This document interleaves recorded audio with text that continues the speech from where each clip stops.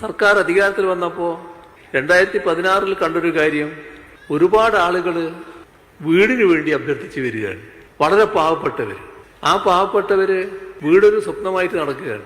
പക്ഷേ ആ സ്വപ്നത്തോടെ മണ്ണടിഞ്ഞു പോകുന്നു. അവർക്ക് വീട് നിർമ്മിക്കാനാകുന്നില്ല. സർക്കാർ ആലോചിച്ചു, ഒരു ലൈഫ് പദ്ധതിക്ക് തുടക്കമിട്ടു. 5 ലക്ഷം പേർക്ക്, 5 ലക്ഷം കുടുംബങ്ങൾക്ക് വീട് കൊടുക്കാനുള്ള ഒരു പദ്ധതി. അതിന്റെ ഭാഗമായി അപേക്ഷകൾ ക്ഷണിച്ചു.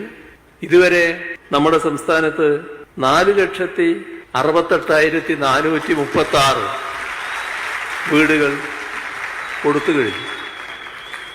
ഇത് 2016 ഗവൺമെന്റ് ഈ പദ്ധതി പ്രഖ്യാപിച്ചതിന് ശേഷം 21 ആകുമ്പോഴേക്ക് 2 ലക്ഷത്തിലധികം ഭവനങ്ങളായിരുന്നു പൂർത്തീകരിച്ചത്.